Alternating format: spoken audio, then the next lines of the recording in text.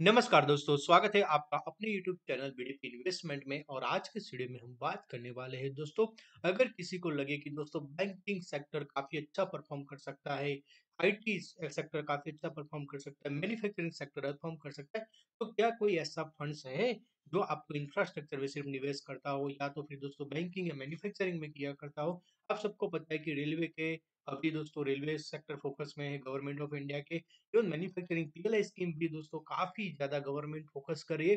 तो ऐसे sector specific और थीमेटिक आपको अगर दोस्तों इन्वेस्ट करना हो तो कैस कौन कौन से म्यूचुअल फंड अवेलेबल है और कौन से top performance mutual fund available है उसके ऊपर चर्चा करेंगे। अगर आपको निवेश करना है तो निवेश भी कैसे कर सकते हैं वो भी तरीका बताएंगे दोस्तों। तो जुड़े रहिए दोस्तों।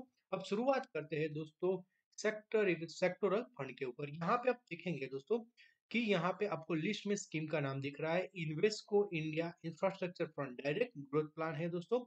और यहाँ पे आप देखेंगे सेक्टर, यानी कि यहाँ पे आपको समझ में आ गया कि इंफ्रास्ट्रक्चर फंड है जिसका क्राइसिल का रैंक है 5 है, 7,751 करोड़ का ओ में। एक साल का रिटर्न देखिए दोस्तों 65% और 2 साल का रिटर्न देखिए 31%, 3 साल का 38%, 5 ईयर का 29% और 10 साल का 24% का रिटर्न है। तो गजब का रिटर्न यहाँ पे देखने को मिल रहा है। अगर बात करें दोस्तों कैनेरा रोबेको का भी इंफ्रास्ट्रक्चर का फंड है दोस्तों, वहां पे भी क्राइसिल का रेटिंग 4 ये छोटी ओ में 442 करोड़ की है, 53% रिटर्न यहाँ पे भी है दोस्तों। 28% का रिटर्न यहाँ पे है, 36% का रिटर्न 3 साल के बाद है दोस्तों। 5 साल के बाद 26% का रिटर्न है और 10 साल के बाद 21% का रिटर्न दिया गया है। अब दोस्तों एल जुड़ा हुआ है दोस्तों, एल का भी म्यूचुअल फंड है इंफ्रास्ट्रक्चर के ऊपर, वो भी डायरेक्ट प्लान ग्रोथ है। तो यहाँ पे आप देखेंगे सिर्फ 157 करोड़ का ओ में और 59% का रिटर्न है, जबकि 2 साल के अंदर 29% का रिटर्न है, थर्ड या 3 साल के अंदर 36% का रिटर्न है, 5 साल के अंदर 24% का रिटर्न है और 10 साल के अंदर 18% का रिटर्न दिया गया है। अब यहाँ पे आप देखेंगे कोटक का भी इंफ्रास्ट्रक्चर का है, यहाँ पे बैंक ऑफ इंडिया का मैन्युफैक्चरिंग एंड इंफ्रास्ट्रक्चर फंड है। तो यहाँ पे आप देखेंगे 5 साल का क्राइसिल का रैंक है जो 5 का है, वो 187 करोड़ की। और आप रिटर्न देखिए दोस्तों 56% का रिटर्न है, 28%, 2 साल का रिटर्न है, 3 साल का 35% है, 5 साल का 29% है और 10 साल का 22% है। ओवरऑल आप देखेंगे दोस्तों कि लास्ट ईयर में मार्केट काफी अच्छा रहा और सब आप देखेंगे ओम जो है एक साल का रिटर्न ऑलमोस्ट 30% से ज्यादा है।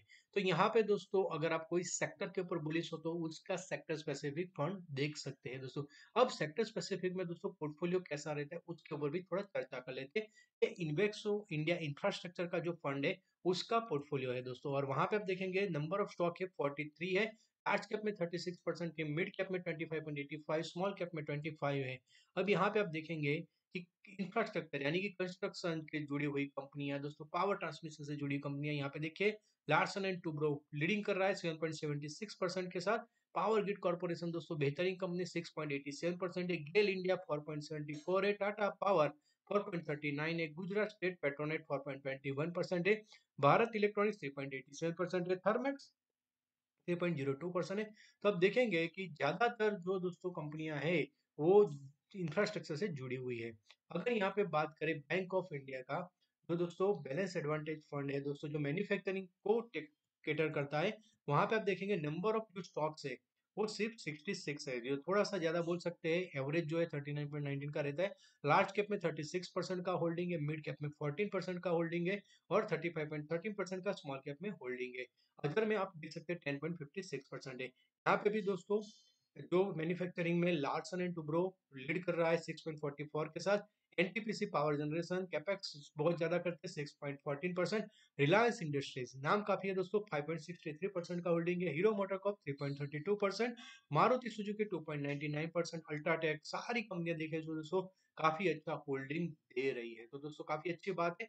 अब दोस्तों हम चर्चा करते हैं कि यहाँ पे अगर आपने बैंक ऑफ इंडिया का जो इन्वेस्टमेंट में अगर आप एसआईपी कर रहे हो इस म्यूचुअल फंड के अंदर और लास्ट 5 साल में किया होता, अगर 10-10,000 आपने इन्वेस्ट किया होता, एसआईपी स्टार्ट किए थे 2018 में और एसआईपी एंड डेट है वो 29 जनवरी का है। आप जैसे ही सबमिट करोगे तो आपके सामने डेटा आ जाता है कि 7,20,000 का टोटल आपका इन्वेस्टमेंट वैल्यू था, सामने आपको मिला है 17,14,705। और जो आपका प्रॉफिट हुआ है वो 9,94,705 हुआ है। यानी कि एक अच्छा वेल्थ क्रिएशन हुआ है दोस्तों इस म्यूचुअल फंड के ज़रिए दोस्तों। तो म्यूचुअल फंड सेक्टोरिकल थोड़ा-सा दोस्तों अगर सेक्टर नहीं चलता है तो वो रहता है, बट वो ज़्यादा दिक्कत नहीं करती है। अगर बात करें दोस्तों अगर आपको इन्वेस्ट करना हो तो दोस्तों कैसे कर सकते हैं? तो अगर आपके पास डीमैट अकाउंट एंजल वन का नहीं है तो आप फ्री में डीमैट अकाउंट ओपन कर सकते हैं। लिंक जो है डिस्क्रिप्शन बॉक्स में डाली हुई है। अब आप वेब पेज या एप्लीकेशन यूज़ कर रहे हो दोस्तों एंजल ऐप का तो आप यहाँ पे एसआईपी ऑप्शन हो जाएगा और लमसम 2 तरीके से कर सकते हैं। अगर एसआईपी करना है तो एसआईपी के ऊपर आप क्लिक कर सकते हैं और उसके बाद आपको अमाउंट डालना है। 500 का मिनिमम अमाउंट है, 750 1 1000 10,000 जो चाहे वो डाल सकते हैं दोस्तों। और नेक्स्ट जो मंथ रहेगा उसके पहले तारीख से दोस्तों ये एसआईपी स्टार्ट हो जाएगा और आपको इन्वेस्ट नाउ के ऊपर क्लिक करना है। ये जो दोस्तों वीडियो है वो एजुकेशनल पर्पस के लिए बनाया गया है। मिलते हैं नेक्स्ट वीडियो में। धन्यवाद। और दोस्तों mutual fund subject to market risk है। मार्केट रिस्क है तो आपको डेफिनेटली सारे डॉक्यूमेंट रीड करने के बाद ही निवेश लेना चाहिए और आपके फाइनेंशियल एडवाइजर की सलाह लेके इसमें इन्वेस्ट करना चाहिए। Please thank you very much. मिलते हैं नेक्स्ट वीडियो में।